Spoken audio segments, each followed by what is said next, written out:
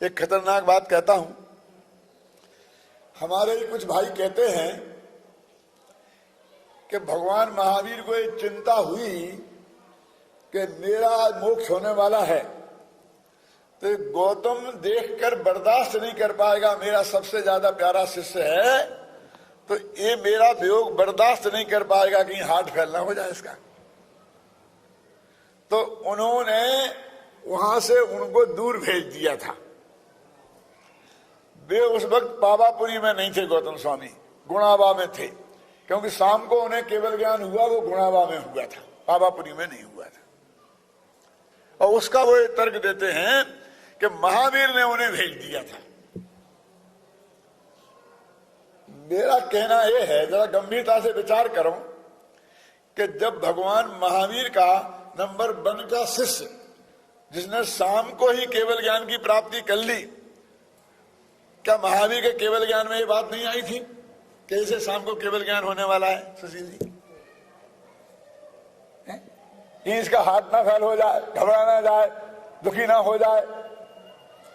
जिसने 30 वर्ष तक इतना व्याख्यान सुना, एक दिन भी नहीं छोड़ा, वो भी यदि इतना दुखी हो जाएगा किसी के वियोग में, तो बाकी की क्या हालत होगी?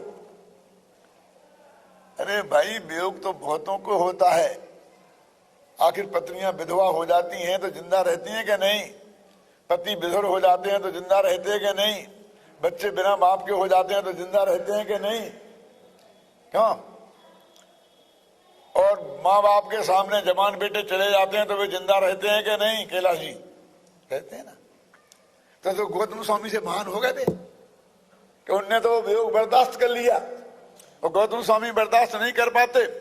न केवल ये गौतम स्वामी का अपमान है, उनके वैराग्य का अपमान है, बल्कि भगवान महावीर के केवल ज्ञान का अपमान है। उन्हें तो मालूम था इसे केवल ज्ञान होने वाला है, क्यों? इसलिए ये बात गले उतरती नहीं है, हमारी मेरे गले नहीं उतरती है।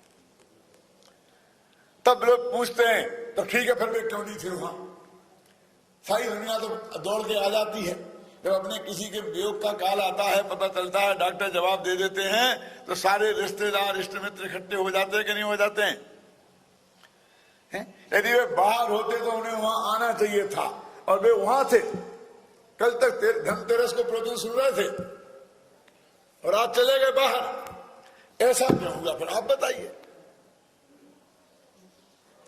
अरे भाई, उसमें क्या बताना है? जब तक प्रवचन हो रहे थे तो सुन रहे थे, अब प्रवचन बंद हो गए तो वे चले गए। कहां चले गए? गुणाबा। अरे वे तो अपने आत्मा में चले गए। यदि आत्मा में नहीं गए होते तो केवल ज्ञान कैसे हुआ? बोलो। तुम्हें गुणावा दिखता है? और गुणावा कितनी दूर है पावापुरी से? कभी गए हो? यात्रा करी है? 10-20 मील। 10 मील क्या होते हैं? भगवान का समोषण कितना लंबा चौड़ा होता है मालूम आपको?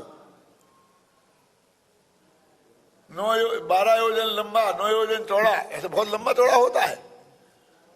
माने वो 20 मील से बहुत ज्यादा लंबा चौड़ा होता है। तो वे समोषण में ही तो थे उसी एरिया में तो थे, गए कहां थे? पर प्रवचन नहीं सुन रहे थे, क्या प्रवचन बंद हो गया था।